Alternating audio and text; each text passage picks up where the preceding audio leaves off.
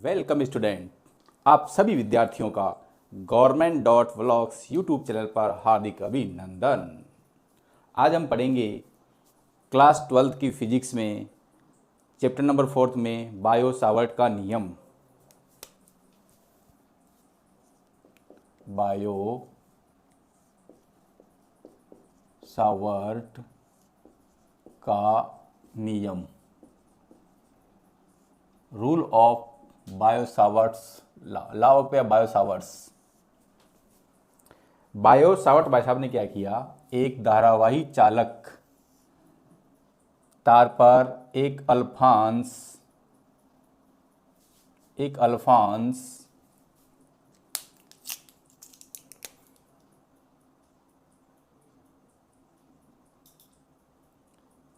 dl सदिश लिया। इस अल्फांस के मध्य बिंदु से r दूरी पर बिंदु P पर प्रेक्षण बिंदु की दूरी r सदिश है। इसकी दिशा r कैप के अनुदिश होगी, जिसकी दिशा r कैप के अनुदिश होगी।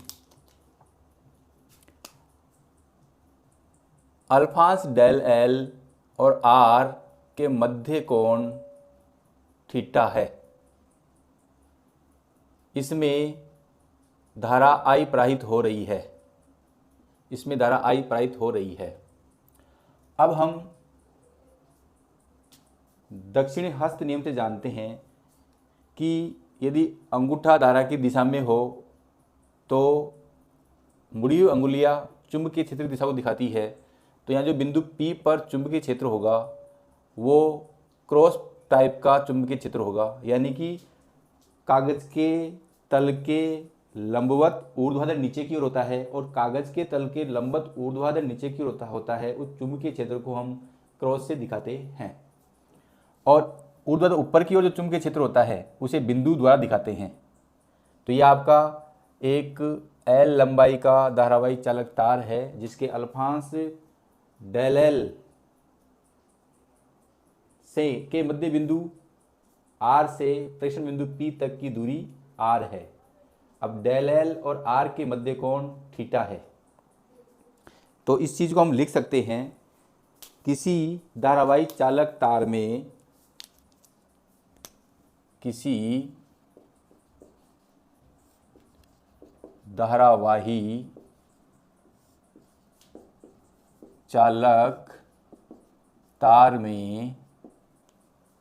देखो ये धारावाही चालक तार है। किसी धारावाही चालक तार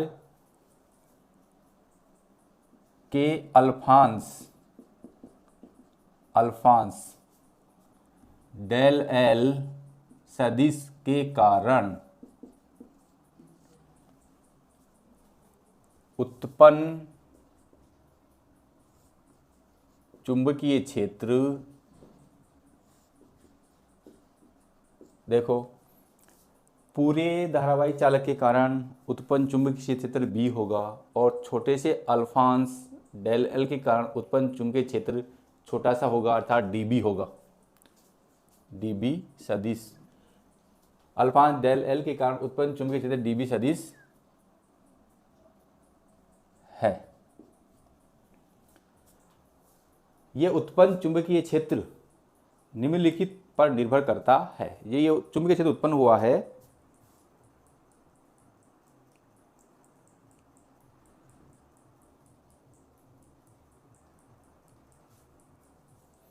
डेल एल के कारण निर्वात या वायु,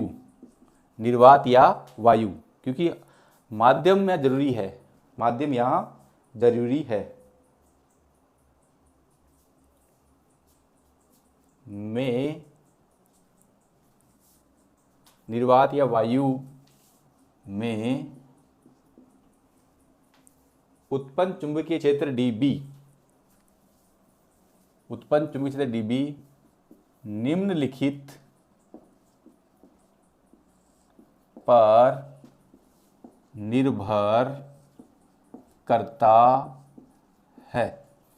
देखो ये जो चीज़ है, किसी धारावाही चाल तार के अल्पांश डेल एल के कारण निर्वात या वायु में उत्पन्न चुंबकीय क्षेत्र डीबी निम्नलिखित पर निर्भर करता है। ये बायो सावर्ट भाई साहब एक वैज्ञानिक थे जिन्होंने प्रायोगिक परीक्षणों के आधार पर ये निर्भरता बताई है। जो उत्पन्न चुंबकीय क्षेत्र है वो प्रायिक धारा के समानुपाती होता है। ये बायो सावर्ट भाई साहब ने एक प्रयोग किया था, उस प्रयोग के आधार पर ये लिखी गई हैं। तो पहला जो नियम है वो ये है, बायो डीबी प्रवाहित धारा के समानुपाती होता है। डीबी प्रवाहित धारा के समानुपाती होता है, अर्थात गणित में कहेंगे डीबी सदिश समानुपाती आई। दूसरा हो जाएगा उत्पन्न चुंबकीय क्षेत्र डीबी अल्फांश डेल एल के समानुपाती होता है या अनुक्रमानुपाती होता है।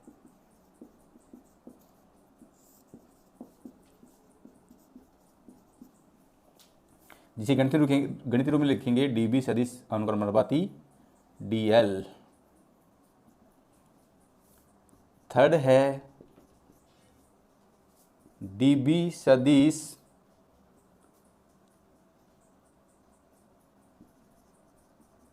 अल्फांश डेल एल सदिश के मध्य बिंदु से प्रेक्षण बिंदु तक की दूरी के वर्ग के व्युत्क्रमानुपाती होता है। व्युत्क्रमानुपाती होता है। देखो ये अल्फांश का मध्य बिंदु है, इस मध्य बिंदु से प्रेक्षण बिंदु P तक की दूरी r के व्युत्क्रमानुपाती होता है। तो dB सदिश इज इक्वल टू 1/r²। और जो चौथा है वो ये है कि dB सदिश है वो धारावाही चालक तार और r के मध्य कोण की ज्या के समानुपाती होता है। dB सदिश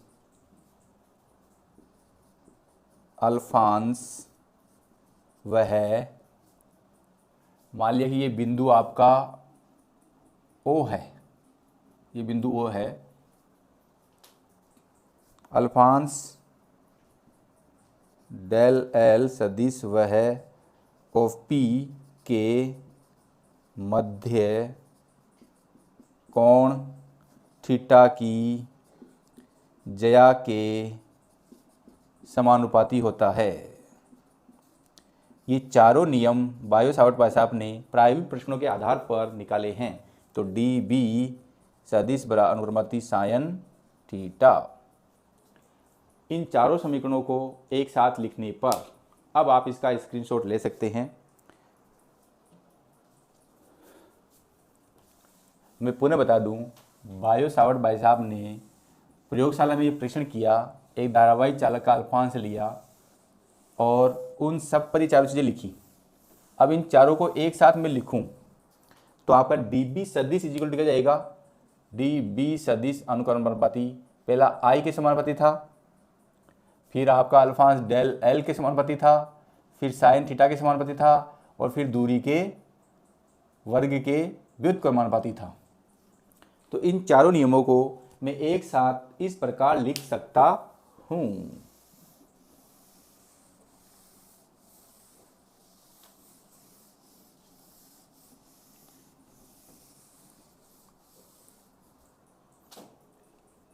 अब देखो, बराबर के चिन्ह को तोड़ने के लिए हम एक नियतांक से गुणा करते हैं। वो नियतांक है μ0 2π IDL साइन थीटा r², जहाँ μ0/2π समानुपाती नियतांक है, जहाँ μ0/2π समानुपाती नियतांक है और म्यू जीरो को निर्वात की चुंबकशीलता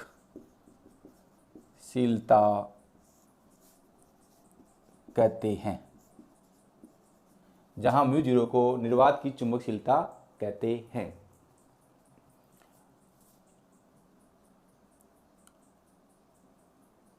mu zero upon 2 pi is equal to यदि हम मान निकालूं तो आपका क्या आएगा, D B in R square upon I D L sine theta. चुंबकीय क्षेत्र की तीव्रता होती है टेस्ला, इसकी होती है मीटर स्क्वायर, आई की होती है एम्पियर और डी एल की होती है मीटर। थीटा की कोई इकाई नहीं होती है, तो 1 मीटर से 1 मीटर कैंसिल हो जाएगा। तो म्यू जीरो अपॉन 2 पाई की इकाई क्या हो जाएगी, टेस्ला मीटर प्रति एम्पियर। ये क्या हो जाएगा, जो समानुपाती नियतांक है उसका मात्रक हो जाएगा टेस्ला मीटर प्रति एम्पियर। अब आप इसका स्क्रीनशॉट ले सकते हैं।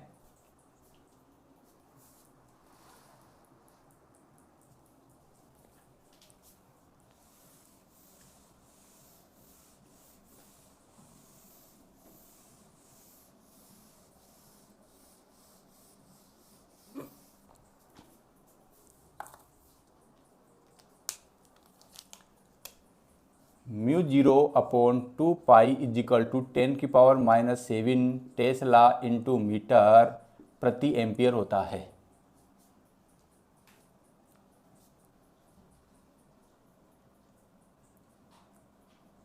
अब देखो, हमने पिछली क्लास में टेस्ला इजिकल टू पढ़ा था न्यूटन प्रति एम्पियर प्रति मीटर, न्यूटन प्रति एम्पियर प्रति मिनट। यदि टेस्ला की जगह देखो 1 टेस्ला इजिकल टू होता है न्यूटन प्रति मीटर प्रति एम्पियर। यदि मैं इस चीज़ को यहाँ पे लिख दूँ न्यूटन प्रति एम्पियर प्रति metre into metre upon ampere, तो 10⁻⁻7 न्यूटन प्रति एम्पियर स्क्वायर आ जाएगा। और ई मीटर से ये मीटर m⁻⁻1 + 1 तो m⁻0, 0 का मान होता है 1। तो म्यू जीरो अपॉन 2 पाई की यूनिट क्या जाएगी, न्यूटन प्रति एम्पियर स्क्वायर, न्यूटन प्रति एम्पियर स्क्वायर। अब इसकी बीमा की बात करें, म्यू जीरो अपॉन 2 पाई की बीमा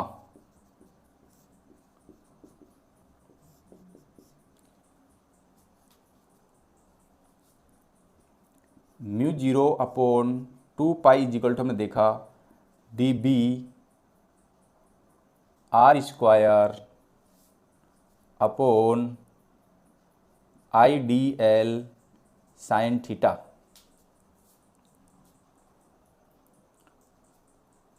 जो इसकी बीमा वही होगी जो इसकी बीमा होगी।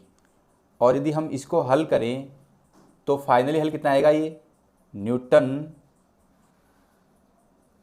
प्रति एम्पियर स्क्वायर।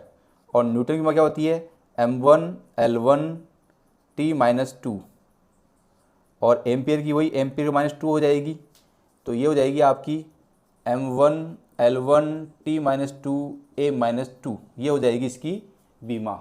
तो निर्वात में चुंबक से क्या जाएगी m1 L1 T-2 A-2। अब पुनः आप इसका स्क्रीनशॉट ले सकते हैं।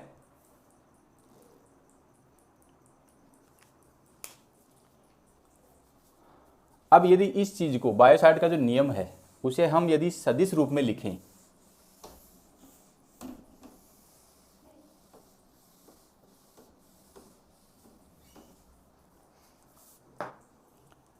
तो हमने देखा सदिश रूप,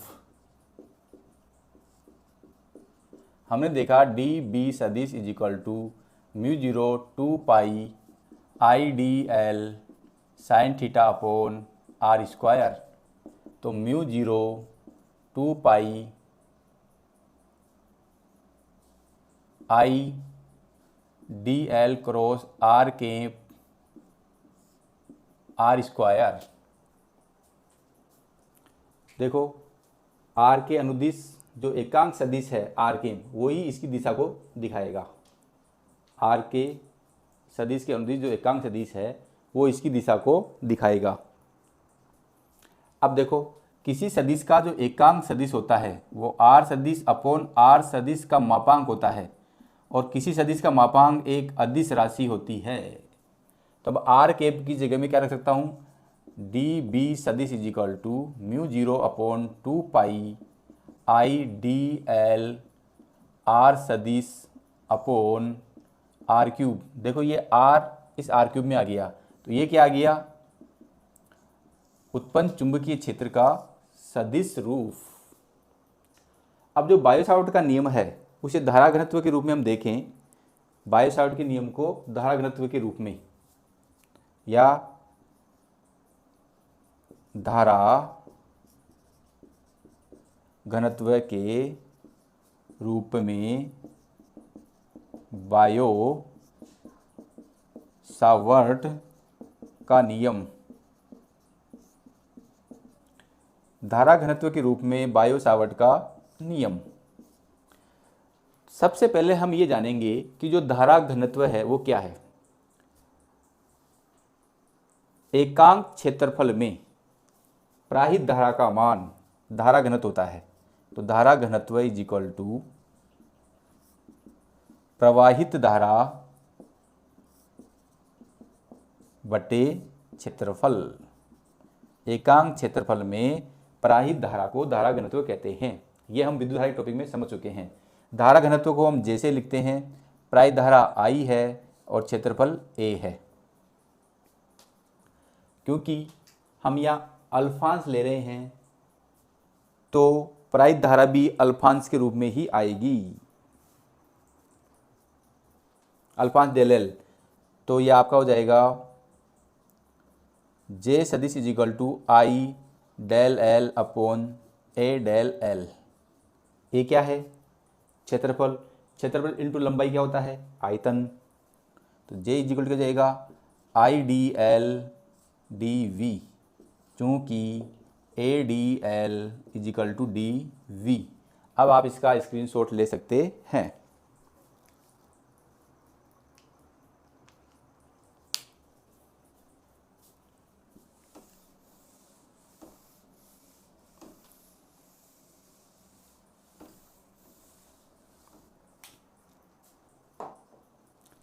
तो यहाँ से I D L is equal to जाएगा जे डी वी। ये आपका समीकरण नंबर हो जाएगा 2। और समीकरण 1 बायो सावर्ट के नियम से हम जानते हैं कि डी बी सदिश is equal to mu 0/2 I D L sine theta upon are square. अब ये आई डी एल का मान समीकरण 2 से रखने पर, समीकरण 2 से I D L is equal to J d V रखने पर, तो ये आपको क्या जाएगा, डी बी सदिश is equal to mu 0/2 I D l क्या रख देंगे, J d V sine theta r square. अब हम यहाँ देख रहे हैं कि आर की दिशा में जो दिशा होगी वो एकांक सदिश के रूप में होती है। तो पुनः इस युग में क्या ले सकता हूँ, म्यू 0/2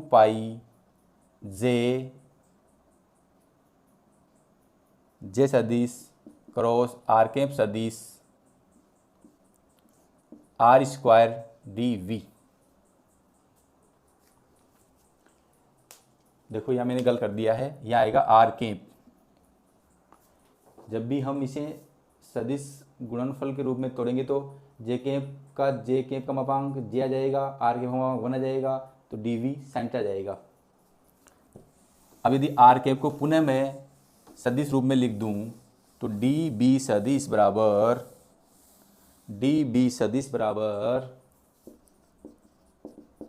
म्यू 0/2 जे सदिश क्रॉस आर सदिश अपॉन आर आएगा, आर स्क्वायर पहले तो आर क्यूब डी वी। ये क्या हो गया, धारा घनत्व के पदों में उत्पन्न चुंबकीय क्षेत्र हो गया है। तो विद्यार्थियों, हमने बायो सावर्ट के नियम, जो बायो सावर्ट भाई साहब ने एक प्रायोगिक प्रश्न के आधार पर उत्पन्न चुंबकीय क्षेत्र, उसमें प्रायिक धारा के समानुपाती होता है। उत्पन्न चुंबकीय क्षेत्र अल्फांश के समानुपाती होता है। उत्पन्न चुंबकीय क्षेत्र अल्फांश के मध्य बिंदु से प्रेषण बिंदु के मध्य दूरी के वर्ग के व्यक्त समानुपाती होता है। और मध्य धारावाही तार और ओपी के मध्य कोण की ज्या के समानुपाती होता है।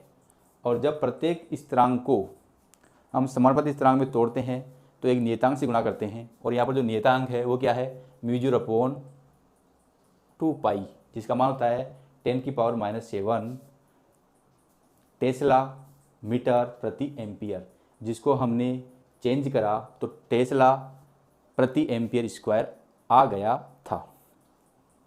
और फिर हमने अध्ययन किया कि जो उत्पन्न चुंबकीय क्षेत्र है वो धारा के पदों में आया। फिर हमने उत्पन्न चुंबकीय क्षेत्र को धारा घनत्व के पदों में व्यक्त किया, जो उत्पन्न चुंबकीय धारा घनत्व के पदों में आ गया μ0/2π जैसे दिस क्रॉस r सदिश अपॉन r² dv। तो डियर स्टूडेंट्स, आप मेरे चैनल को लाइक, कमेंट्स और सब्सक्राइब करना नहीं भूलें। Thank you.